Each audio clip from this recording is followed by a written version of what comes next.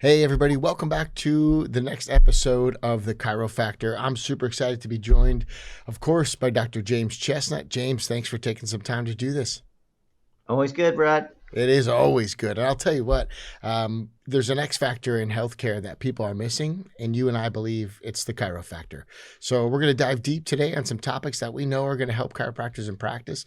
And ultimately, this is information that's going to help people in your community. So this idea of what is health and where does it come from, we kind of want to demystify it. This idea that it's just a belief and not based on science. We're going to punch holes in that theory too, because there is no greater authority on reviewing literature, science, understanding the application and practice, doing this in a way that's going to help chiropractors than what we've been bringing to the table. So number one, I'm always the student and I learn on our prep calls and our prep work. And also mid call, I find myself taking notes. So I'm going to try not to take too many notes this time, but I've got my pen and paper here. So I'm going to keep looking at the camera. But the idea is the information we provide, I think, is just second to none. And we're leading this in a good direction, I think, for chiropractors who want more confidence and also just to know they're right in the way that they approach this to help their patients. So with that being said, I'm going to let you pick the topic today and we'll take this wherever you want to go.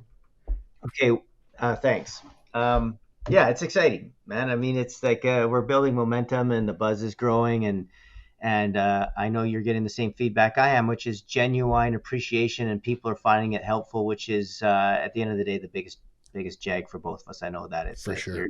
we feel like it's actually doing what we all those months ago when we've been talking about this, what we wanted to do, which is help chiropractors be successful and confident and enjoy what they do. So anyway, it's cool.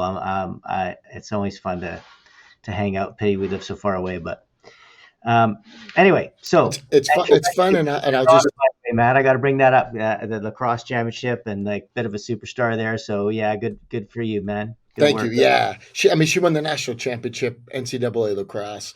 Couldn't be happier. Senior year, she went out on top. And so I really appreciate it. It's something it was, a few weeks ago now. And I still text her every morning, you're a national champion. And Yeah, she's in the same house now. So she's just like down the hall, but I'm like, you're yeah, still a national champion. It's really cool. And that's a women's lacrosse. So totally appreciate it. But that's, I yeah. think, something you and I share too is we live these values ourselves. We do it with our families. You and I were talking about that good looking tan you got up in Canada. It's because you're on the golf course every day with your wife. And so I want more of that for chiropractors, Yeah, success me too, and man. fulfillment, right? Success and fulfillment, where it's both. You have a rockin' practice and things are good in your personal life, whatever that means to you. But for us, we're blessed and we're excited to share. And it's the space and intention this is coming from. Yeah, and sometimes I mean, there's always rough patches, but sometimes it's rewarding to know if you stay the course and put your head down and do the right thing and have integrity and honor, that eventually your kids they start to express that too, and it's cool. So I rarely talk about my families, but I am going to say that my daughter just found out she finished top of all of her class, and she got a nice monetary reward, over 10 grand for just a gift on her way out when she graduated. So that was pretty cool. That is And cool. it is cool. And my son he's actually working with his hands this summer, building docks. First time he's sort of like he's getting his hands dirty, as they say, and working hard. And it's cool, man. Like I just see him. I just like I always say to my kids, listen, if you just work hard, show up, right, and control your life, so you're not an addict of anything other than hard work and success, and being kind.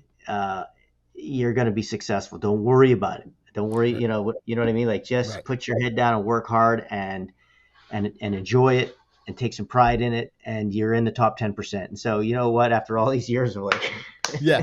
right? You know what I mean? And they're like, you're such a hard ass dad, and blah blah blah. And now they're like, you may have been right. Right. You may have been right. Yeah. So it's and there's nothing better, Brad, as you know, than saying, yeah, I love to say I told you so. Right. And as a couple of proud dads, it is cool when it clicks and they're on a better path. And again, success and fulfillment, it's an and conversation. Sometimes chiropractors separate it. It's success at home or in the practice. And we want to do this in a way that's sustainable for chiropractors so they can do this for years, that they can provide high quality care and it's profitable in their practice. So I love those and conversations. And the truth is, you rarely talk about your family, and I get that because it's a personal space. But it's also cool to kind of put a spotlight on your kids. Yeah, I mean, I feel like I should say something once in a while because I never put anything on Facebook personal ever. But anyway, Yeah, in the congrats. in the seminars I brag up on them, but I just don't like to put them out to the public if it's not really my. I don't. It's just not my comfort level. But yeah. But anyway, dude, it's this is what I'll say to chiropractors: when you know you're right and you follow that and you have that compass that points in that direction and you just do not let anything veer you off that path, integrity is lucrative. Just remember that. Remember the last one, Brad, we did. I mean, I know you got all your little cool ones, but it's like ethical millionaire. And just remember this, integrity is lucrative, not just financially. It's lucrative in your emotional well-being. It's lucrative in your relationships with your wife and your kids. And at the end of the day, just have that compass, which just points in the direction of integrity and follow it no matter what. Whether it was COVID or whatever else, man, just follow it and you're going to be right. What I love about this too is just this concept that there's different currencies, right? There's different currencies in life. So experiences with your children, that's a currency, right? Having this opportunity to play golf with your spouse, it's a currency. It's called free time. And this isn't about money, but oftentimes what money buys you is where you get to spend your time. And so we're going to talk about that. And I've often said, if people have an issue with money, you just haven't given enough away. James just did a one-day workshop up in Scotland, and 100% of the proceeds go back to the Scotland College of Chiropractic. He would never say that. He would never share it. He's too humble.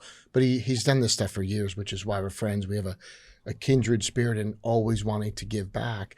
But it's a good thing, right? And it's a good thing because it gives you options in how you want to do things, and givers give more.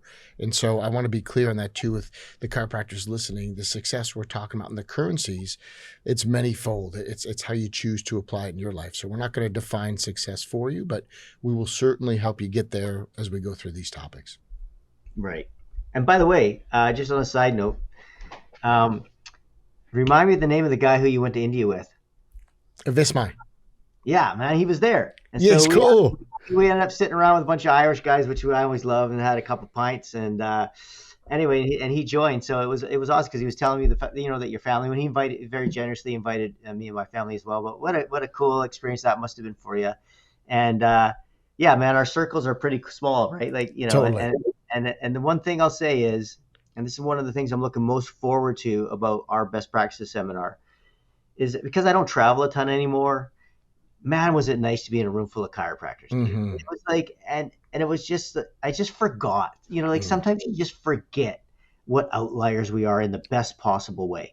Right. And, to see these healthy kids running around and successful people and, talking about cool things that they're doing. And no one's bragging about how many they saw or how much money they have or whatever, man. They were just telling you stories in their life where it was so abundantly clear that they had resources and they cared about the right stuff, and it was awesome. And so that's what, dude, that's going to be such a huge part of what we're creating too. I know we've talked about it, but yeah, for sure. And we took our kids to India and we did a giving trip, and we gave away school uniforms, and we traveled to remote parts of Mumbai, and we didn't have electricity most of the day. And we did it for 3 weeks.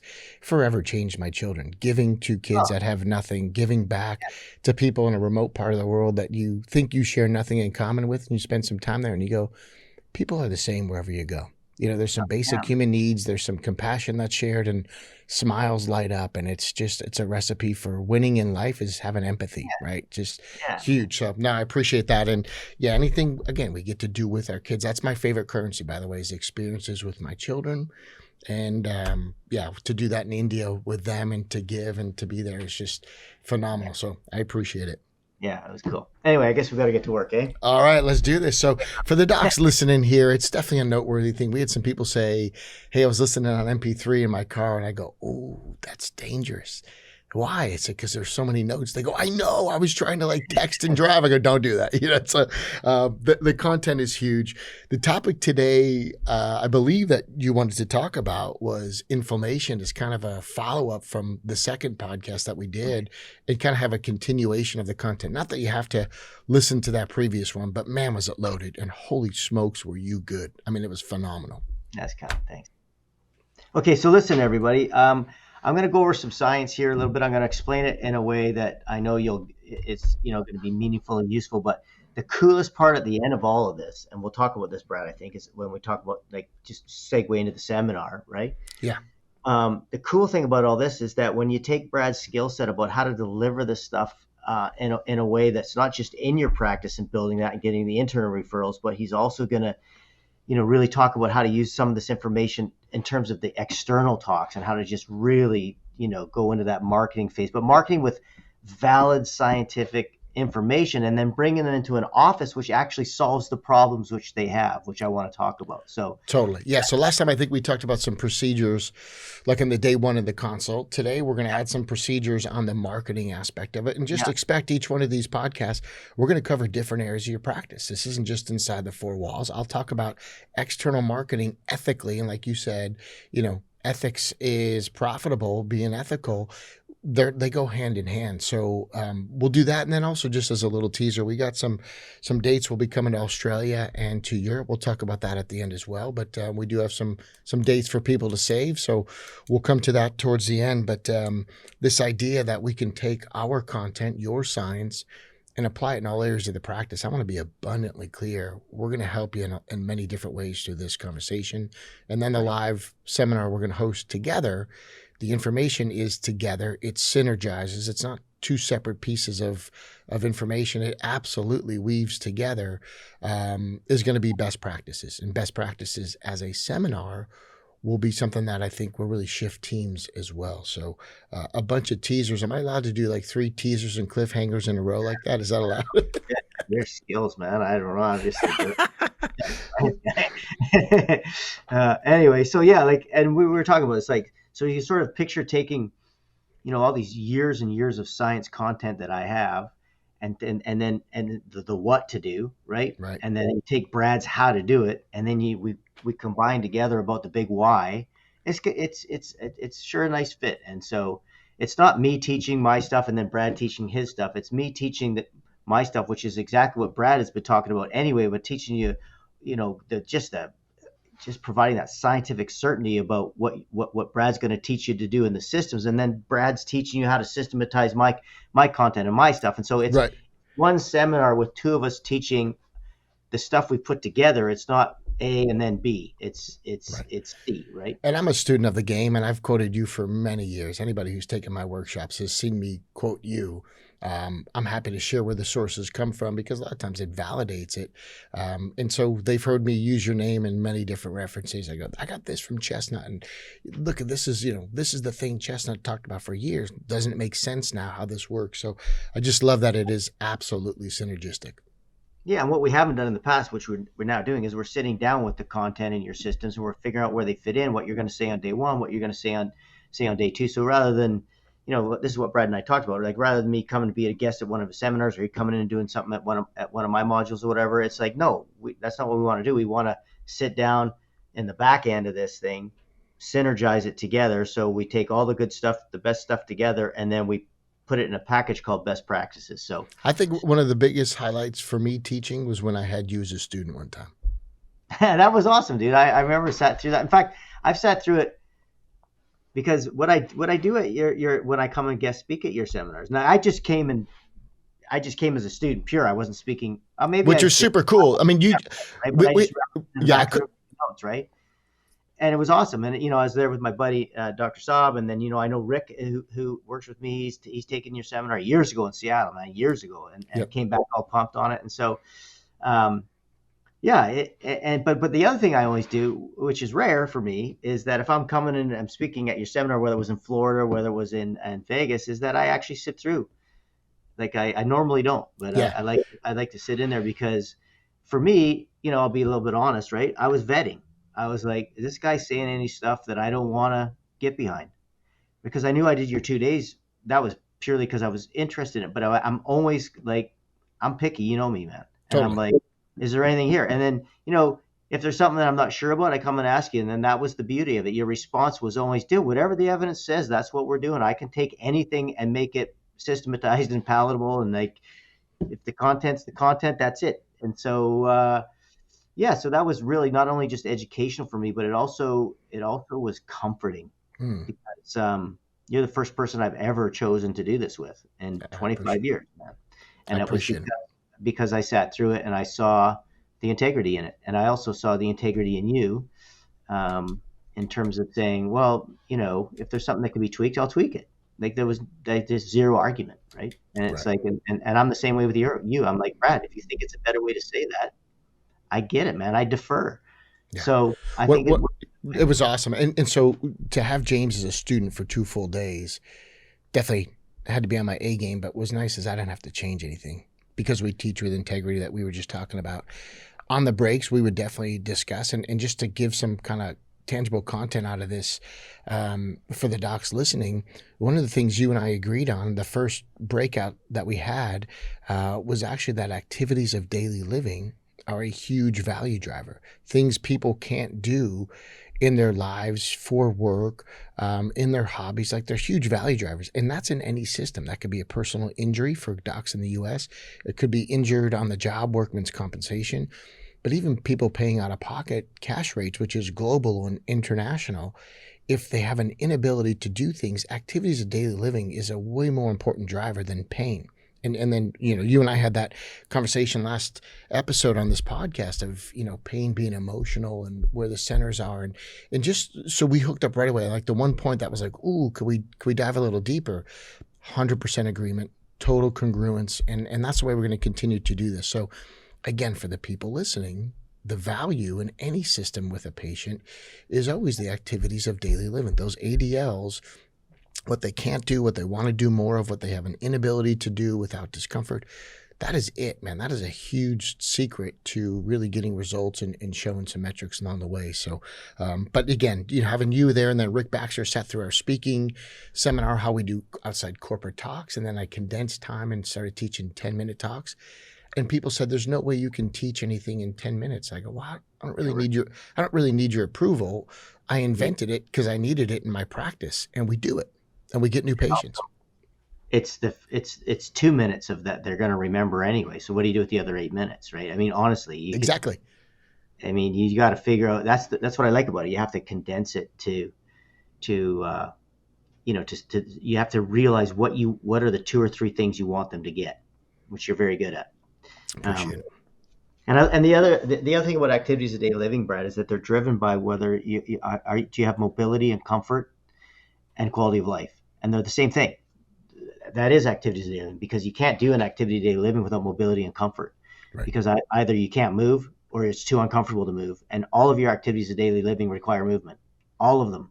Anything that people are going to list down there that they miss, they're not going to say I miss lying in bed, because that's not what they have to give up because of their problems, right? Right. So it's all so incredibly well suited to a chiropractic office. But And here's a soundbite everybody can take, and this is a chestnutism. Movement equals neurology. yeah, for sure. Like if you Yeah, want the nutshell version, movement equals neurology. which is life. Right. That is life. Because Yeah. actually movement stimulates the brain, and if that is the master control of the body, as we say in the safety pin cycle and chiropractic philosophy, science and philosophy go hand in hand. And I've heard you say this too, chiropractic's right again.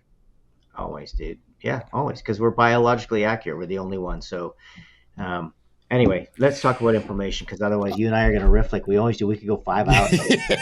Um, I just have to make a quick note, biologically accurate. Dude, that's like another chestnutism. Two words, gold, right? It's biologically accurate. That's what we do. So just as you were starting, I stopped you. Keep going. okay, so last time we talked about inflammation and kind of pain in this sort of in the terms of like the back pain and what people are driven to the office. But this week I want to really explain to everybody how inflammation is really the underlying cause of all chronic illness. And I want to explain how much inflammation and the immune system are indissoluble, and how they're kind of the same thing. So I'm going to just step back, with your permission, Brad, and just give a general overview of kind of how this whole thing works, and then I'm going to make it chiropractically and clinically relevant. Fair? Cool. Okay.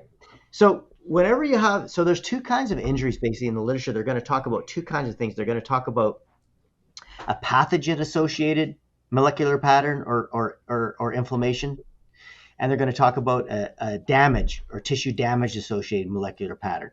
But the interesting thing is, we talked a little bit about the healing phases last time, which is that you have that acute inflammatory phase, which is about 72 hours. Then you go into the remodeling phase. Remember, there's that random deposition of scar tissue, and then the only thing that realigns that in the remodeling phase is motion, full range of motion, against resistance through that joint. So, but what's interesting is, so the acute inflammation, whether it's because you have a bacterial or a viral infection, or any kind of parasite, or whether it's because you have tissue damage, the response is virtually identical. In fact, it's identical. So you get that diapetes, those leaky blood vessels. You get the inflammatory response because what you're doing is you're leaking out the things that are going to solve that problem. Either it's the macrophages and all those kind of like the T cells and the B cells that are going to come and deal with that pathogen, or you're leaking out the macrophages and the neutrophils and the things that are going to clean up all of the inflammation and any tissues and dead cells that are caused by tissue damage, right? So they're essentially identical, but this is the key factor to all of this. So what happens is, and I'm going to talk a lot about macrophages because that's kind of like the main sort of player in this thing. There's other things involved, but I'm going to just talk about macrophages. So what happens is you get these macrophages that they migrate to these areas, right? And when these areas of damage attract these macrophages, in the first 72 hours, these macrophages are epigenetically expressing what's called M1 function. They're macrophage 1s, and they're pro-inflammatory. So they're inducing this huge inflammatory response because that's the acute response that's supposed to come and leak out that stuff out of the blood vessels and get all the stuff that's required to clean that area up and get it fixed and healing. The healing doesn't start until after that acute 72-hour inflammatory phase in general. But the thing that determines whether that's going to heal or continue into chronic inflammation, right, are some things that are called the resolving pathways, right? So they're not anti-inflammatory. They're actually pro-resolving mediators, or special pro-resolving mediators, SPMs. And these things are actually going to induce a gene expression, an epigenetic change in the macrophages so that they go from pro-inflammatory to start cleaning it up for tissue repair and healing and remodeling as resolving pathways, right? But here's what's interesting. The things that do that are called these resolving factors are actually literally enzymatically derived from omega-3 fatty acids.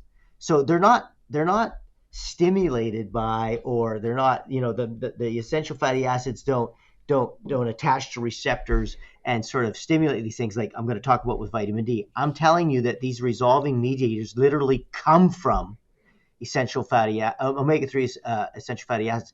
And if you don't have enough, if you're deficient in these things, or you have too much omega-6, which is classic in the Western diet, you have no chance to start kicking off these resolving pathways, and you're going to go to chronic inflammation, which is called systemic chronic inflammation, or SCI. And that is the underlying cause. I'm going to teach you how that causes diabetes, obesity, cancer, heart disease, Alzheimer's, dementia, irritable bowel syndrome, depression. Everything is caused by this low systemic inflammation. That's the underlying cause of all chronic illness, man. And so I'll get to that in a minute, but it's mind blowing. So the other thing that happens is, in order to start resolving these pathways and stay away from chronic inflammation, is that you need to have the T regulator cells called TREGs, T-R-E-G, T regulatory cells. And these are the cells that actually stop you from doing, they're sort of they're called telerogenic, meaning that you're going to go from, instead of like autoimmune and chronic inflammation, they're going to go to a resolving inflammation and sort of immune tolerance, right? No autoimmunity, no chronic inflammation. But those TREG cells are run by vitamin D. They have vitamin D receptors on them, and if they don't have vitamin D attached to them, they will not operate. So think back to COVID just for a second, right? And think about the thing that was causing COVID deaths, just like in flu or pneumonia, right? Which is the acute respiratory distress syndrome, ARDS or ARDS. And so it was inflammation. It was an overzealous immune response, which is an overzealous inflammatory response, which is exactly what ARDS is. And that's the cause of death. So when they started giving these people vitamin D and omega-3, instead of anti-inflammatories, because the problem with anti-inflammatories is they'll take the inflammation down, but they also stop and inhibit the resolving pathways, right? So they have a short-term benefit and then a long-term consequence, right? That's why these, like the studies in the Cochrane review, they show NSAIDs do not work for back pain. They work for a short period of time, a little tiny blip, but even within a week, they're already not working. There's no clinically meaningful benefit from NSAIDs, from any of these anti-inflammatories. And it just makes sense, right? Because you're basically working against the innate immune system. Like anytime you Correct. work against the body, short-term benefit, long-term problem. Correct. And the idea is that chronic inflammation is caused by a deficiency of omega-3 and vitamin D, a deficiency of exercise, too much adipose tissue, too much salt in the diet, too many trans fatty acids, like all these things that are driving you towards inflammation. It's not because your body is innately stupid and can't figure out how to deal with an acute inflammatory response from an injury. It's dead easy, man. It's dead easy if if the innate intelligence has the right substrates. And so it's not that you're not overinflamed, you're anti-resolved. And so the way to deal with can you say that again? Because I know this conversation well with you. That's a critical point people need to get.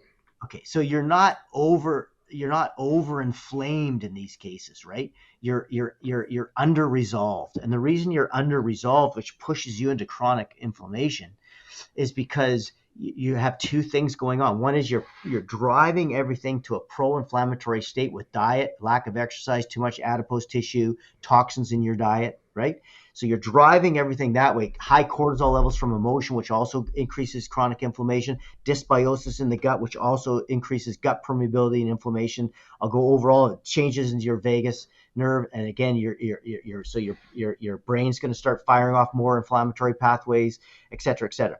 So, but the reason that's happening, right, is because you're also not resolving that inflammation because you're deficient in omega-3, so you're not getting the specialized pro-resolving mediators activating, right?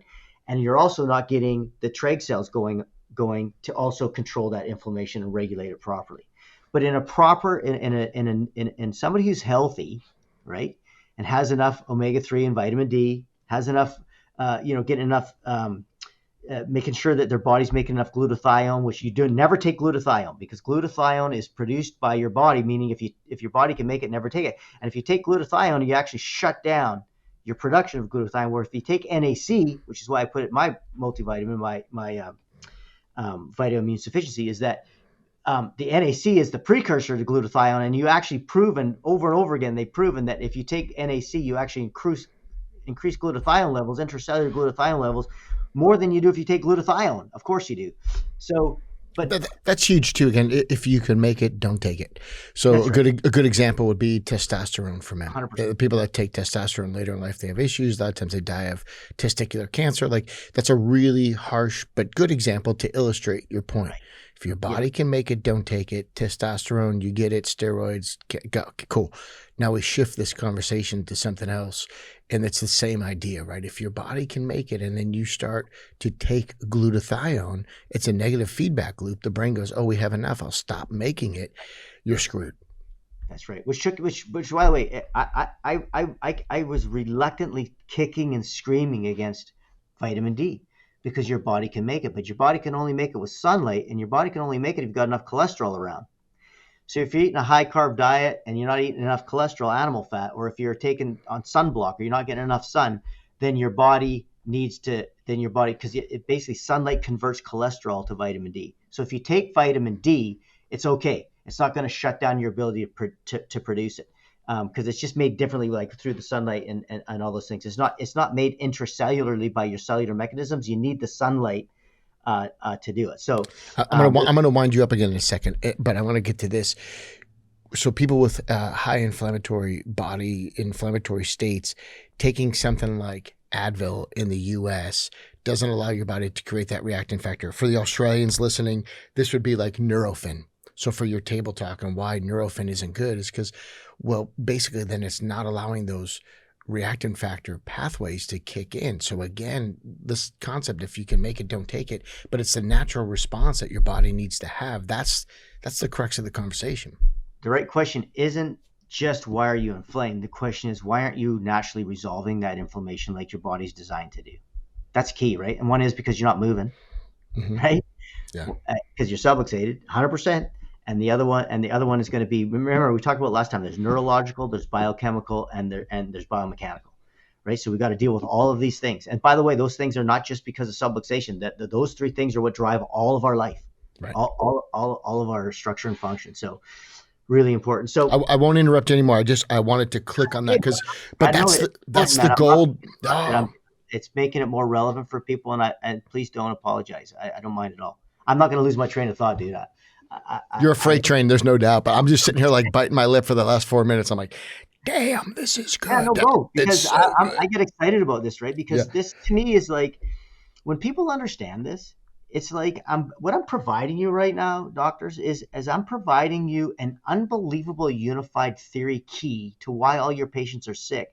And you are going to be able to resolve this, right? With no extra time with your patient. All you're going to do is get better results, make a higher level of income, right?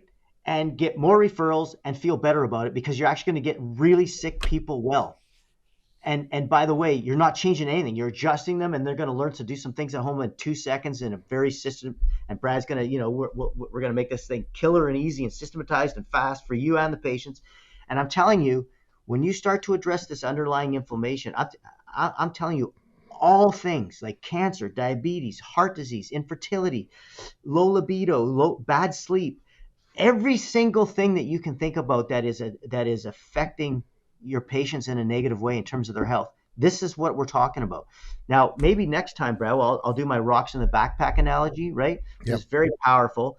And I know you're going to probably eventually, figure out a talk on that, because it's super powerful, and it's just so explanatory and so quick for stuff. But maybe I'll talk with them and tie it in even more. But once you understand that, so what happens is, so now you have this chronic inflammation, right? Because you don't have these resolving pathways. So now you get this infiltration of macrophages. So when you're overweight, especially like abdominal obesity and visceral obesity, your fat cells they produce cytokines. They produce they actually start to produce inflammatory signals, right? And so what's really interesting is, so do your muscles, and they'll also get infiltrated if they're not moving and exercising, and your diet's horrible and you don't have enough omega-3 and vitamin D. They'll actually start to get infiltrated with macrophages too. But here's what's cool.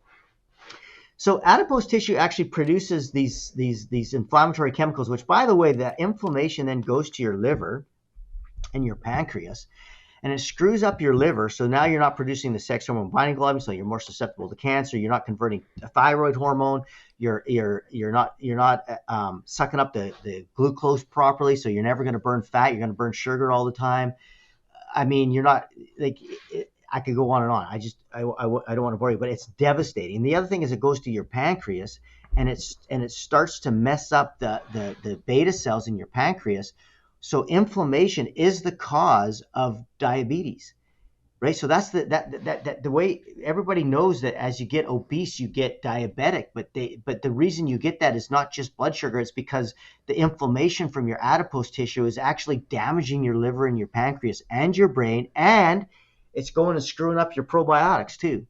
And so when you take probiotics, it changes. Like if you take people who are obese and give their bacteria from their gut to a skinny person, the skinny person starts to get overweight and inflamed. And when you take the probiotics from a skinny person and put it into an obese person, they literally start to lose weight and they get less inflamed. That's how important. Remember, the gut, the brain, and the body. The gut, the brain, and the body. So this stuff, when you start delving into this stuff, it's absolutely mind-blowing. But the cool part is, when you have an eat well, move well, think well kind of and adjustments protocol, which is the same for every person, because everybody's the human with the same genome. So they're all getting sick for the same reasons. They can all get better for the same reasons. You just start to see some things that are just going to blow your mind. So now when you start to use your muscles, by the way, they actually become hormone produced too. They release what is called myokines, and these myokines are anti-inflammatory. And by the way, adipose tissue, the more macrophages infiltrate, the more adipose tissue you have, the same within your muscle, the less you use it. What happens is you actually reduce the number of Treg cells and resolvins, and you push everything towards the M1 macrophage, pro-inflammatory, and you actually reduce your T regulatory cells. So even if you did have vitamin D, if you don't have any Treg cells in there because you're obese or you're not exercising, you struggle. So, but everyone said, well, how does vitamin D reduce obesity and depression, and why is it so important in cancer? Like, you look at like what vitamin D does for reducing breast cancer. I think we talked about that in the first podcast. We did, but what was so interesting to me about that is, a lot of times you're better off having vitamin D in your system so you don't get it, but they actually introduced vitamin D as a quote unquote treatment, and it was highly effective. So reduce mortality by more than half. I mean, this is mind blowing. There's no chemotherapy or anything else in history that's even come close to this stuff. So you understand, in terms of reducing the burden of chronic illness and increasing your chance of survival and a good life, and to enjoy your activities of daily living, like I'm telling you, man, when you start to get people to do a little bit of exercise, stay away from these toxic trans fats and these toxic like fructose. That's the other thing I'm just going to talk about just for a second. But fructose actually it's actually a metabolic toxin, fructose, right? And it's in everything, high fructose corn syrup, everything. But it actually causes gut inflammation. It causes your gut to be leaky. But get this, man, it goes to your liver and it competitively inhibits the metabolism of glucose, because it's just like a super binder, right? So the glucose, it actually replaces glucose in all these pathways, just like trans fats replace omega-3 fatty acids in your cell membrane and make it less fluid, and then you get insulin resistance and all this stuff. So, dude, I'm telling you, like, when you understand what the Western diet and Western lifestyle is doing to people, and then the freaking absurdity, man, of drugs, to think they're going to solve this problem or make anybody healthy, it's diabolically stupid. Not just evil, it's diabolically stupid. These people have no clue how the body works, right? They have no effing clue. And so, in fact, if you get people with high cholesterol, or so supposedly, because now they're going to be at increased risk of heart disease, but if you give them an anti-inflammatory, a powerful anti-inflammatory, and their cholesterol remains the same, they get a significantly greater reduction in the chance of heart disease than if you lower their cholesterol, because cholesterol's coming along for the ride, dude. It's not the cause of anything. Right. And we've seen that before in medicine. This episode of the Chiro-Factor podcast is not done yet. There's more content coming. However, I want to take a moment to alert you that this will be done on a monthly basis. If you don't want to miss the future drops and you're enjoying this content already, then be sure to subscribe on whatever channel you're listening to. Better still, go to one of our websites and make sure you subscribe to our email list, because we will send it to you at the top of your inbox. And if you're willing to share your cell phone number, we can hit you with an SMS message as well on innatechoice.com, or you can go to levelupmentoring.rocks. Dr. James Chestnut and Dr. Brad Glowaki will be releasing these monthly and complimentary. They will be loaded with science, current research, and ways you can apply this in your practice based on the experience that it works. We're happy to help chiropractors out globally without having to travel. Again, be sure to subscribe so you don't miss the next episode of the Chiro-Factor. Back to our podcast. It's a couple things you just said there too. Competitively inhibits. It competitively inhibits, which means it slows down the cleaning out process of the body. And so that would be the negative thing you want to take out of the equation. The positive thing you want to add into the equation is muscle movement increases those myokines.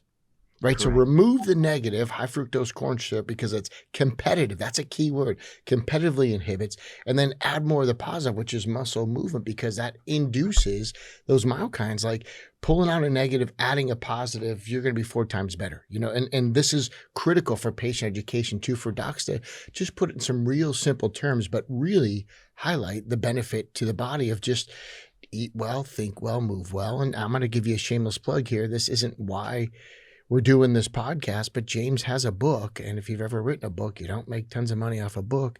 No. It's just a guide for chiropractors to then teach their patients, because it's eat right for your species type. What's our species, by the way, Jim? That'd be the human The species. human. So as you're mentioning this stuff, it's just so pragmatic to be a chiropractor and to follow these steps, because what is our species type? Well, we all need this. And you've heard him say this in previous podcasts. We all need this. He's saying it again here. We all need that's eating right for your species type. We need it. Everybody. Because Yeah, we need to eat we're right all, first species type. We need to move right first species type. We need to think right first species type. That's what determines our epigenetic expression, and that's what determines our structure and function, and that's yeah. what determines whether we're healthy or sick. So if I'll you're a stay human, quiet. I'll stay quiet for another 3 minutes. But those things, I was like chomping at the bit. I'm like competitively inhibits. That's massive to understand. High fructose corn syrups and everything. And I do this with patients with patient education for external workshops. We'll do it at like preschool parents. We'll do it for mothers of preschoolers. So one of the groups people can go and speak to are called MOPS, Mothers of Preschoolers, MOPS. And at the MOPS groups, I'll go, would you start your son or daughter's day with a Coca-Cola or a yeah, Pepsi? And they're like, what? No. I'm like, all right, well then check the high fructose corn syrup in a juice box of apple juice. Because a lot of times the sugar content's comparable. And all of a sudden they go, well, wait a minute. I go, so if you're starting your breakfast with a high fructose corn syrup and it competitively inhibits, but then you carry that through with adults, and it's like, no wonder we have this pro-inflamed state all the time. So I'm dude, going to, check the baby food. Check yeah. the baby formulas and the Jeez. baby food. It's disgusting. It's murderous, man. It's fucking murderous. Excuse Yeah. my language. Like Yeah. you can call it anything you want, but I'm just telling you, if you don't understand, if you don't call it murderous, it's because you're ignorant. Mm. It's murderous.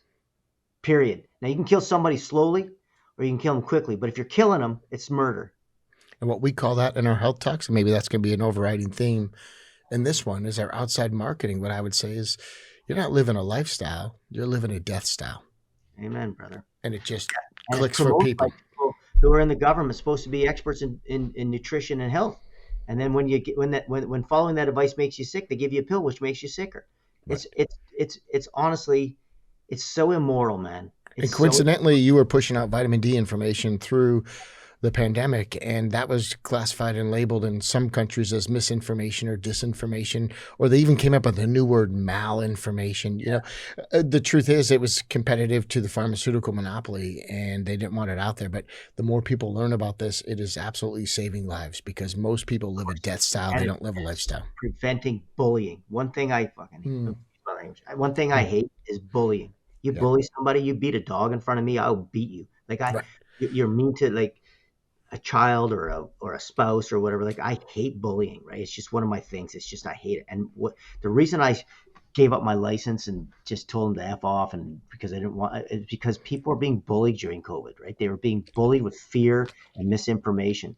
And so for me, my thing is I don't let people get bullied. It drives me hard. Like that's for me my compass. And so this is what this information does. It allows you to stop your patients and your community from being bullied by people who are making money from killing them.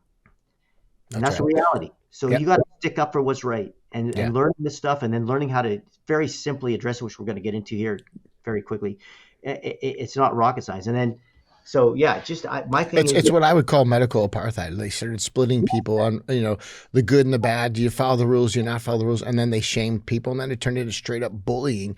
If you didn't do this, you were irresponsible. And now we see some of the studies a couple of years later coming out, and some of the effects of the things that we were supposed to blindly trust from production companies called pharmaceutical companies that are convicted felons on the same topics, but we're supposed to have blind trust.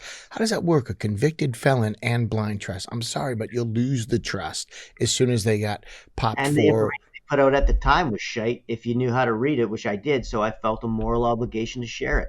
Yeah. And my thing is this: I'm not quiet. So if you, so I will confront. And these people I already know I'm right. If I didn't know I was right, I wouldn't pretend to know I'm right. Here's what's key about that for the listeners. The ingredient for success is really a short recipe. Number one, confidence first, success follows. People want to have success, and then they'll feel good about it and they'll be confident. But what James has given you right here in a nutshell, that little 3-minute blurb, it'd be worth repeating, is confidence. And when you can have a modicum of the confidence he has and share that in your message, success will follow. So I hope you're getting that as a little osmosis through this between the ears, a little floss, is this confidence is huge, and then success will follow in your practice. And what he's speaking from with conviction is a place of total confidence. based on evidence. 100%. Right. So let me just bring chiropractic into this a little bit. I know this is getting long, but so how does the subluxation fit into this, right? Which is always one of my questions, or how does chiropractic care fit into this, right? And there are some things, dude, that like chiropractic adjustment's not going to fix. Let's be honest, we're not crazy. But I always ask that question, right? Is this somehow, how does the subluxation fall into this or an adjustment? So you think about what a subluxation represents, and what a subluxation represents is chronic inflammation. So if there was no inflammation, we couldn't have allodynia. And the literature is very clear that the most scientifically valid way to determine the clinical need for a manipulation or adjustment, I use manipulation because that's what's in the literature, not because I like it. But the fact of the matter is, no matter what side of the fence you're on in chiropractic, there is no debate in any way that one of the clinical indicators, the most valid and reliable clinical indicators for the need for an adjustment, is inflammation. That's called allodynia. That allodynia is a sign of inflammation. So if they're tender when you touch them, right? The fine and grind, as you say, right? Right? If that's true, that means they're chronically inflamed. That means all of these processes that I'm talking about are occurring from a damage associated molecular pattern called a subluxation. That's what that is. And so that nociception is going into the brain, and it's telling the brain there's chronic inflammation, and the brain is going into those patterns, and it's also firing off the hypothalamic pituitary adrenal axis and the amygdala, locus coeruleus, all those kind of things. Is going to cause a little bit of emotional anxiety. It's going to cause physical anxiety. It's going to cause pro-inflammation. It's going to change now the gut flora. It's going to change how you recruit your muscles. So that subluxation is actually contributing to that systemic chronic inflammation. And that's really important for chiropractors to understand. So not only do we require motion, and we've got to get the biochemistry in there. So now when you start thinking about that and you're like, well, how am I going to resolve this? Well, there's a couple ways to resolve that. Most important is to restore motion.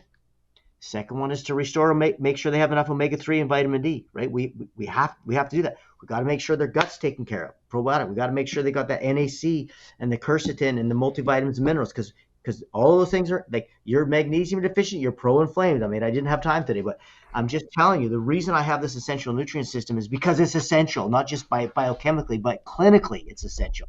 And when you put this stuff together into a care package and you're adjusting these people for long enough, like we talked about in the first episode, now you're resolving some of these underlying things that are at the root of all of their problems and why they can't do their activities of daily living and have a good life, and why they're sick and susceptible to cancer and diabetes and heart disease and stroke and depression, anxiety, infertility.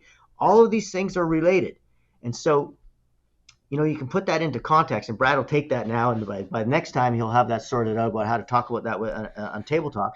But that's really key, right? So when patients get an understanding very quickly, right? I'm not talking like extra talks. I'm talking very quickly an understanding of why they're sick, right? Like this underlying thing, and then why your care plan makes so much sense. It becomes self-evident. Once your patients are aware of why they're sick, how to get well has become self-evident. And when you realize, and when they'll soon realize that what you're offering in your care plan is self-evidently what they require, has the most evidence, and is worth investing in. It just works that way. People aren't stupid, right? They're just uneducated. So when you explain this stuff to them, and it's true, by the way, and then you realize, well, how are we going to fix this problem? We got to fix this problem we got to get movement back. We got to get the neurology that comes from that back, right? We got to get you moving. We got to get the biochemistry right. We got to get you these essential nutrients, and we got to get you in here long enough to do it. And then we got to get your family in. Right. And you're cool. So let's click on one of the things you mentioned there.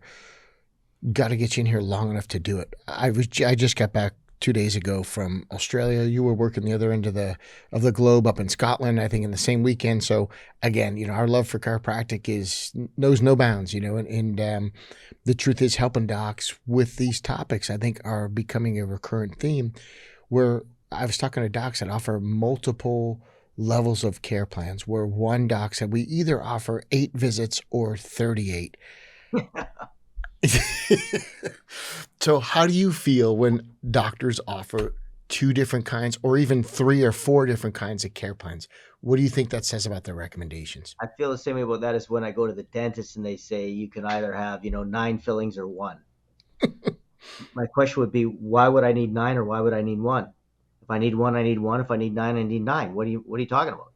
And so when you understand how the body heals, when you understand what the science says about it, when you understand what not just the basic science, but the clinical science from the Haas study, which we talked about in I believe the first podcast, when they talk about like at best you can expect half of your patients to be half better after 12 visits. So you're looking at a minimum of 24, but you got to go. You're thinking no way, because it's not linear. After that first increase in getting better after those first 12 visits, only half are half better. Only half are half better. But even that half, the fast responders, aren't going to respond at the same slope going forward because it slows down. So you got to go. You got to go. Well, I'm thinking minimum 30, man. Like minimum 30. That's for my fast responders. Here's my thing. What I say to people, and Brad, you could tell me if you think this is a good idea or not, but I always go, listen, why I work so well, why my stuff works so well, and why I have this care plan and add the essential nutrients is because I have the ability to turn anybody into a fast responder. Love it. Right? So I save money, man. I save you money. I save you time. But I literally, like, whatever brought you here, you are the type of responder you are because of how you eat, move, and think, and how the life you live. But my protocol says, let's take everybody and push them towards being a fast responder. So it's not about how much it costs to do the essential nutrition. Are you kidding me? You're going to save all this money because I'm going to take you and move you into that top 50% at least. And by the way, even that top 50%, they weren't even doing all this stuff. And it takes no extra time. It's hardly any extra money, and it's going to save you money in the long run for sure. So that's really important. But listen, you're going to sit down people and you're going to have to tell them the truth. This is how long it takes. Right.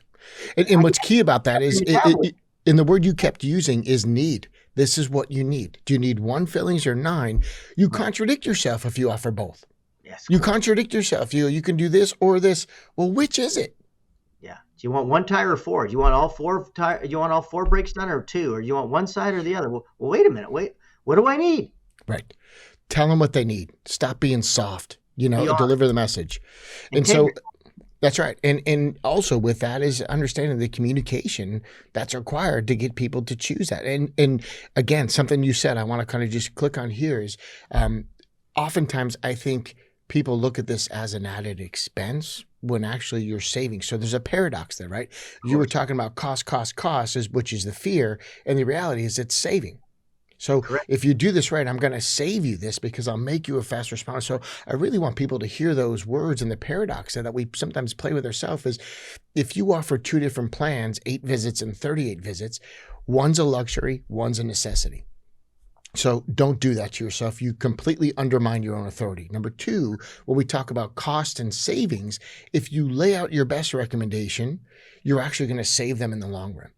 If you do it where you're kind of being soft in the recommendations, it will cost the patient. So please flip that script in your head. And pray for this question. Well, how come the other chiropractors didn't do this? Because they don't know what I know. They're not as evidence-based as me. So the reality is that if I'm not, if you take 1,000 patients and 500 get the essential nutrient system and the adjustment and the rest of the protocol, just simple stuff, go for a walk, do some the simple stuff we teach, right? Yep. The other 500 just get the adjustment. I can guarantee you that the responders, the people in the group that got the extra stuff, respond so much quicker that they not only did they not spend extra, they still saved. Right. Right. So would you rather respond quick or slow? And just some words you use there intuitively, I want people to pick up on. Again, this is communication. This is behavioral psychology right here, but just some things you got to do at home. That's a purposeful minimize. You just got to do this. He said simple things. Make it easy. Don't make it difficult. We got to do a health overhaul. No, some simple things at home.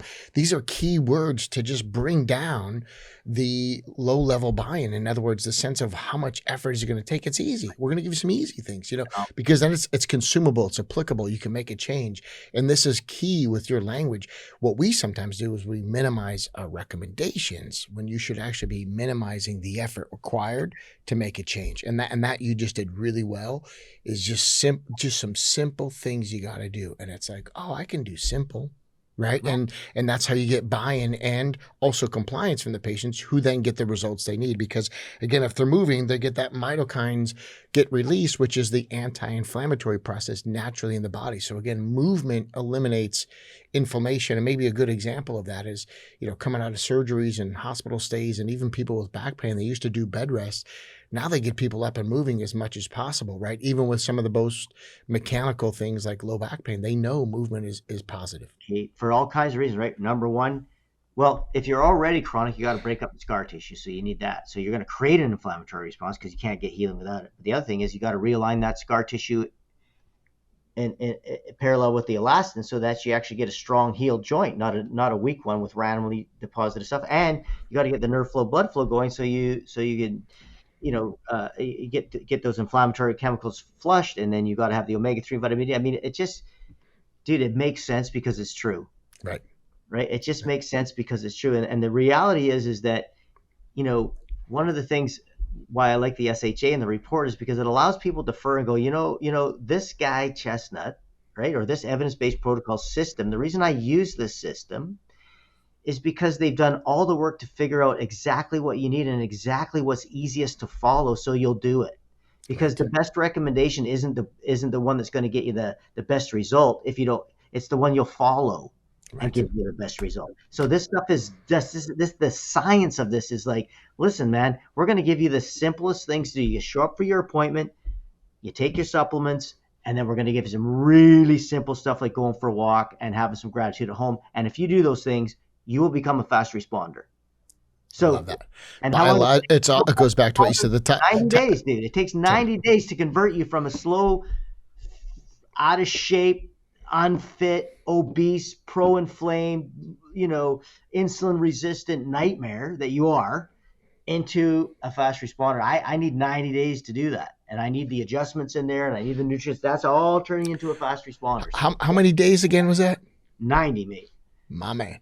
You look at the research. You look at the stuff on how long it takes the omega-3 to get incorporated, the vitamin D. Now you'll see results, sooner than that. But to actually convert that person's metabolism from a slow responder, a non-healer, a pro-inflamed person, a non-inflammation resolving person, into a person that is getting all the benefits of moving, the resolving the inflammation, getting the neurology to the brain, getting the moods improved, getting the hormone balance changed, the autonomics changed. That's 90 days. 90 days. 90. So it's biologically accurate. Correct. Just like you said at the top of the show, because all these things he's recommending are biologically accurate. And now as the listener, it's evidence-based. That was a nice little segue. Keep going. Well, I was just going to say, the reason why it's clinically successful is because it's biologically accurate, right? That's why we have such phenomenal results. The people who follow this stuff, why they get such phenomenal results is because it's based on literally the truth about why people are sick and how to get them well. We're addressing the causes, right? So I mean, where have I heard that before? So right, Doctor of Cause, yeah, DC. Exactly. Yeah. And so I think, this is probably a good segue, to talk a little bit, Brad, maybe about, about the best practices seminar, because I'm sure you're the same way. But the big question I'm getting with all these emails and when I go talk is like, what's it going to be like? Like, what exactly are you guys going to talk about? Is it everything to make your practice kick it up to the next level? Everything to make it appealing for your patients, to simplify what you found to be rough, and again, everything we're working on together is synergistic. We've been friends for years. We've complemented each other really well, naturally. And so to plug these things in. So just a good example, the day one consultations. I've taught for years to do a touch and tell, what we call TNT. It's not TNA. That's not allowed in chiropractic offices, right? It's not a touch and ask. Oh, you thought something else. My bad. No, it's this touch and tell. Hey, subluxation here, problem here. And so we've done that for years as part of our process. And I say it out loud. And yes, you can have somebody in the room writing it down. You could do it into a tape recorder. But the idea is I'm verbally saying it's a touch and tell, not a touch and ask. Do you feel this? Do you feel that? Oh, okay. Well, we don't base our health on feeling anyway. Well, then why the hell are you asking it? Like it's an incongruent procedure from your philosophy to what you're doing. So it's a touch and tell. This is what I feel. And then you and I sat down and started going through this. I think you were a student in the classroom at one of my workshops. And basically we started talking more in depth about the Shea Health Assessment and how you can quantify and put a number to these things. I go, oh, cool. Where to do that? You're just telling me there's a better way to do it. Cool. I'd love to have a better practice. So I want to do that. And better practice all of a sudden becomes the best practice. Right. And that's what we're going to teach in 2 days. Is all of this is synergistic, but I can give you exact procedures for what he's talking about. He can give you the research and the science. I'll give you the how-to. There's not two separate conversations. They completely go hand in glove. And if you get better and you get better and you get better, all of a sudden we'll interview you because you have a best practice, right? And so that's one of the ideas on this, is really these touch points, not just like where do we meet? No, it all meets, and we're going to share it with you. And so I had a question on one of my social media posts kind of going into this. I said, hey, James and I are going to sit down and do an interview. What do you want to know? And somebody said, how do you take topics like nutrition and turn it into new patients? Today's episode of the Chiro-Factor is brought to you by Level Up Mentoring. This is Dr. Brad Glowaki, and I run Level Up Mentoring. The workshop that I teach regarding talks and new patients is called Speak to Attract Believers. You heard James and I reference this in terms of his partner, Rick Baxter, going to this workshop, and that's what they use for their outside marketing and their corporate talks to draw new patients into the practice. Now, what we've done since the lockdowns is we've included this as an online program. When you purchase online, you also have included with that a seat to the live workshop in the US and in Australia. Look, you can find out more in the show notes. There's a website, levelupmentoring.rocks. It's not a .com because what we teach rocks. I'm in practice, I'm in the game, and just last month we drew in over 100 new patients from corporate talks. So if you're waiting for a sign post-pandemic, talks are back. This is a way for you to grow your practice, and I'd love to help you. Purchase once online, you get a live workshop included. You benefit both ways. Hey, back to the topic of how we do talks and change nutrition into new patients. So the question again from social media was, how do you take nutrition? And so what I did is I took your content, the Eat Well information in particular, and I just say, look, you can't just eat well and expect to be well. There's this other component, and you can really shift it into the move well. Now, I didn't do a move well talk, but I have to talk about movement because movement equals neurology. Where did you hear that, right? So this idea that movement equals neurology, and if we get the muscles moving, it does have this anti-inflammatory process because of the myokines, and myo being muscle, right? So you can start to plug that in for people. And the truth is there could be foods that are inflammatory, and that's what they think they were coming to hear. But the truth is we can get into a lifestyle, because I also don't like to teach in my outside marketing and talks anecdotal procedures. I want to teach a lifestyle, right? So like, oh, if you're inflamed, have pomegranates. It's like, I don't think superficially that's any better than saying, take this pill, take this supplement. It's like, no, let's get into what you should do every day, all the time. What's essential? How do we live? And that's exactly what you've been talking about. And even this topic of cholesterol and vitamin D, I know we glossed over it, but people in monsoon areas have vitamin D issues and immune system, and it becomes their quote unquote flu season because the clouds move in and cover the sun. So it has nothing, that's right, in the hot season. It has nothing to do with cold weather. It has to do with the sun, because then you get that baseline alpha-125 tocopherol or tocopherol, and that's a building block, and then your body needs it. And so for those reasons, if you don't have the exposure, or it's in the winter months and you're in Eskimo land and you don't have that. So these things between hot and cold, it's not temperature, it's sun exposure. So what are your other reasons? And this is where blubber would come in and dietary things. So you look at people, genealogically and archaeologically, and you go, how did they survive? Well, there's some secrets there, right? And the truth is, demystifying this for your patients makes you an authority. And kind of my final point on this is just what we're trying to do with this podcast, and what we will be doing with the Best Practices seminar, the live seminar, is making you a cultural authority, making you an authority on these topics that are natural health, information that maybe they're trying to keep out of the media or social media, or it's being flagged for mis or disinformation because the pharmaceutical companies are a major sponsor. I'm just speaking hypothetically, but I've seen this time and time again. It proves out to be true. And if you can teach this, again, we just did an outside talk on Eat Well at a corporation, and we drew new patients. And people go, how do you do that? And I go, well, we have to pre-frame it with some information. You have to own the information in your heart, know that it's true. And then at a seminar, we can teach you procedures on it. But we can't just jump into the procedures. We have to pre-frame it, back it up. And then when you go and talk about it, you become a cultural authority and you can take your practice wherever you want to go. And if you're doing this in the right model, you will have success and fulfillment, meaning you can have both. And somebody in our profession needs to remind you, you can have both. Exactly. And the thing that you were, Brad, was you were attractive because you came across as being smart. You came across as being friendly, right? I know how you do it, right? And so the idea was not only did you give them some information that they didn't know, which is, by the way, dopamine. They're like, oh, I didn't know that. Oh, who told me? The authority. Oh, that's attractive. I'm going to check this out. So there's all kinds of reasons why people come, but most of it is because they're attracted by the idea that you're going to help them Right. because they need help. These are not healthy people, Jenner, that we're talking to. They're not healthy, happy people. They're not, their lives aren't going the way they want, just like a lot of chiros practices aren't going the way they want. And the reality is, whether it's health or your practice, once you identify the variables that determine health, right? Or the variables, the causal factors that determine health, or the causal factors that determine a successful practice or a sick practice, then you identify those and you address them, which is exactly what we're going to do. There's no reason why everybody can't be successful. Listen, if you're not successful, it's not the product. Like, chiropractic is not a shitty product. Right. The adjustment is not the problem, man. Like the ability of the adjustment to make a difference, the ability of the protocols, the essential nutrients, or your advice, your package that you have to sell. That's not the freaking problem, man. Right.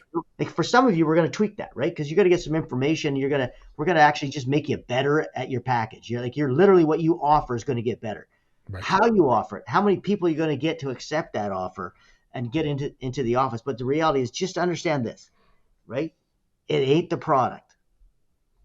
That's the problem. And I know that hurts for some people to hear, but it ain't the product. Like, it's not like chiropractic doesn't work in my region of the world. Really? It's like, and I hear that, and that's what I tell people. It's not where you live physically, it's where you live mentally. That's your way out. Change your headspace. And just what you were saying there too with the content. This is why when I teach docs how to do 10-minute talks, it works. Number one, it's going to be 2 or 3 minutes they remember. Number two, I always say your content should be counterintuitive. When it's something they've never heard before, said differently, counterintuitive, in other words, it's not a pleasant reminder, then they get that dopamine hit and they remember you. And so I just need a short amount of time. And I teach docs, you need a short amount of time to actually draw new patients. So you can give me the topic and I'll turn it into chiropractic. And what you'll get is new patients. So this idea of saving money, I don't know if I want to go to this best practices seminar, I'm going to save money. No, it's costing you in your marketing. It's costing you in your conversions. It's costing you for your wellness care. It's probably even costing you in your own lifestyle. And if you don't have the energy to do something, then it's definitely costing you. So come live the lifestyle and then teach it to your patients. And that's, to me, really what the best practices seminars is going to be about. It's really teaching people all the aspects of it. And this information is applicable. We hit a bunch today on the, on the marketing side, but it's just organic to me. We never really predetermine in these calls where it needs to go. It just, these themes kind of come up and it's like counterintuitive info is what you need to present. When you know that that's how they work, you can shorten up your talks and in 10 minutes, you can absolutely sign up new patients. And when you have pre-educated, pre-qualified new patients, it makes conversions easier in the practice. Stop doing high-priced Facebook ads. Look, everything has its track record and its run, and then they die. And when the wheels fall off, get off, right? Like when the horse is done, get off the horse. And it's kind of like marketing things go like that. They go in trends. And if it's over, I'll tell you what's always worked is talks, education. I had Rick Baxter with me years ago and he was like, oh my God, every chiropractor needs to be doing outside talks. I go, and then it makes the internal stuff easier. Because a little bit of counterintuitive information, a little bit of stuff we just talked about with monsoons and Eskimos, and you start tying these cultural things together, and all of a sudden you go, wait, so everybody would benefit? Yeah, that's exactly what it is. It's a lifestyle shift we want to do, and that isn't going to happen overnight. So I think it's massive. We've got a couple dates that we want to throw out. This is like a 90% sure. Can we say that when it comes to the UK? UK is, yeah. 90% February 7th and 8th. We're going to do our best practices in the UK. Sometime in March or April, we're going to do it in Australia. Is that fair to say? Yep. Cool. And then there's rumors that there's a rugby game The two around the dates we'll be choosing. So that has something to do with it too. But again, it's success and fulfillment, right? It's this idea of fun and educational. And so those are two big things for us. As we kind of wrap this thing up, final thoughts here. Inflammation is illness. Is that fair to say? 100%. It's the leading driver of chronic illness, and the leading driver of inflammation is lifestyle, right? And lack of motion, lack of nutrients, lack of positive mental attitude, lack of emotional fitness. So yeah, there's no doubt about it that when you have a practice that's resolving inflammation, you have a practice that's resolving current chronic health issues and preventing future ones. There's absolutely zero doubt about it. And Brad, one of the things that you were talking about is, I just want people to understand what Brad has proven, like year after year, and I've done this to some extent just with information, not even systems, is that success is reproducible. So I'm a scientist, right? So in scientists, it doesn't matter what your findings are. If they're not reproducible, they don't count. So no matter what your discovery is, if another scientist can't do it and reproduce it, it's invalidated. So I want you to understand that this has already been reproduced. There are thousands of chiropractors, right, that have taken this information and improved their practices with measurable improvements in what they want out of practice. And so once you understand that success is reproducible, I think you can relax and go, all I need to do is learn what to do and learn how to get myself to do it. And success is inevitable. And I think that's key to what you do, Brad, is that not only are you in practice doing it, but you are reproducing it in measurable ways for others. And it's not like we're wondering if this works. Right. It's like, dudes, just for a minute, and dudettes, just listen. Maybe it's possible. It's time just to kind of go, dude, I'm going to be quiet. Tell me what to do. Right. And I know that's hard. It's very hard for me. But at some point, you have to have the humility and the desire, I guess. Sometimes you got to hit rock bottom. I hope you do it before that, right? I hope like there's some who just want to get that extra 10%. That's very few. There's some that hit rock bottom, too many. But hopefully most of you in the middle are like, I just want to build the practice that I want, that I can be proud of, and that will produce the life for me and my family that I want. For sure. That's possible. Yep. And I do 2-day workshops, and the calling card has always been you over deliver, because we do it in a way that's a paint by numbers. That's exactly what we're going to do with best practices. And I always say there's many metrics you can keep in your practice, and some people like to get drunk on statistics that are insignificant. So if you want to know, will this dramatically affect you? I go, look at your bottom line. It will be profitable, and money gives you options. So if you want to look at one hard stat that not a lot of people like to talk about, this isn't feel good information. It will definitely move the needle for your patients. You'll get patient results, and I think you should be compensated in doing so. And so you will be more profitable. Again, saving money by not going to this seminar will cost you. It's just that simple. Education isn't expensive. The ignorance of not knowing how to do the things that work and that are reproducible, that's costing you. This is reproducible. And emphatically, I can tell you this is how it works. I'll be going to the Paris Olympics in a couple of weeks from this recording with patients providing chiropractic care, people that are gold medal hopefuls, and they don't want to be without an X factor in their health called the Chiro-Factor. And so it'll be the adjustment at the Paris Olympics that they don't want to pull out of the equation. And when we have that in the equation, which is how they've trained, how they've recovered, and what they've done is they've been patients of mine getting this chiropractic care, they demand that I'm there for them. So what's cool about it is you'll see this through the Paris Olympics. Athletes and patients of mine will be getting adjusted. So how do we know it works? Because it works at the highest level. What is the ingredient? It's not different for everybody. It's like your book, Eat Right for Your Species Type, and it's basically the species called humans, and this is it. And if you're a high-performing, high-functioning human, which all Olympic athletes are, that last little 1% or 0.5% is what they're always trying to get. So they don't want to change the variables, which means in everything that James and I teach, the adjustment is the highest tool we're going to talk about. The adjustment can't be enhanced. It's just obviously absent when people don't perform well. And so please know that's also the space that we're teaching from, and the intention is the adjustment's number one. And when you realize that, I'll be able to, illustrate this at the Olympics again. And we've done this with world champions in hockey and NFL football, and just, the list is long, but it's reproducible. And I want everybody to know that this isn't a separation conversation. We're inclusive. We want you to be a part of it. We want you to have your success too. And that's really where this is coming from. Yeah, you've earned it. You worked hard to become a chiropractor, and you do a greater service. I mean, when you start incorporating all this stuff, you will be the single greatest, most effective healthcare practitioner in the world, period. Totally. Because nobody else understands it this way.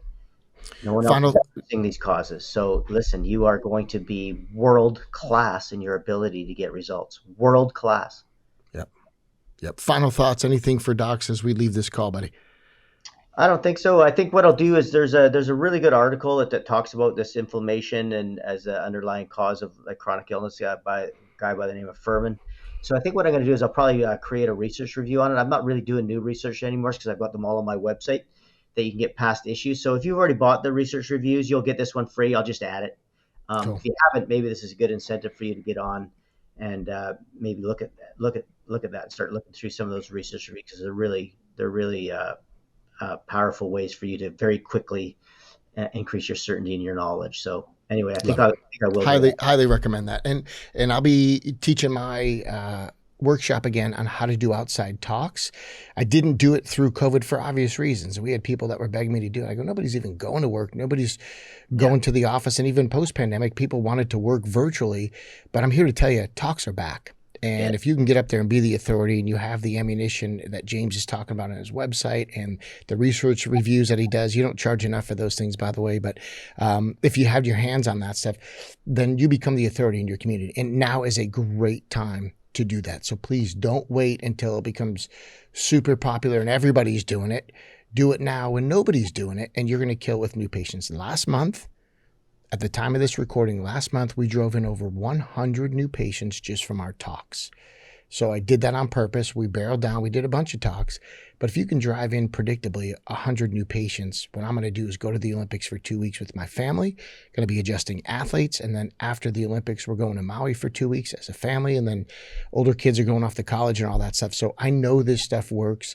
And part of my recipe is we'll throttle down. We'll fill up the practice with new patients.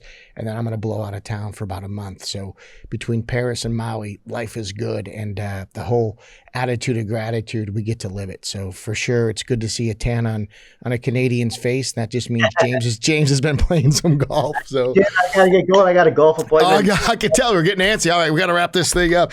Hey, he's got to hustle out there so his wife can beat him on the golf course. Yeah, and part of the marriage, man, when she hits those long drives. Dude, we always said we do these recordings for 40 minutes, and we're probably close to 90 because he over delivers in everything he does. He's making chiropractors super confident, and it's just like you're such an essential ingredient in our profession. So you talked about essential nutrients for people to heal. You're essential for people's success. So my brother, thanks for doing this, and thanks for taking some time. Thanks, Brett. Talk to you in a month, but before then, obviously on the back door there. Right on, buddy. Hey, everybody, if you want more information on future podcasts, go to James's website at innatechoice.com. On that website, you're also going to find some of the science, some of the research, and a ton of great resources to help you become the wellness solution in your practice. If you want to join us for the live seminar, you can come to the Best Practices seminar by also going to innatechoice.com. So listen, if you want to sign up for this podcast, if you want to get, notifications of when the new one's coming out and all the other great resources that Brad has, go to levelupmentoring.rocks. You can also register for the upcoming best practices seminars there. And again, it's levelupmentoring.rocks.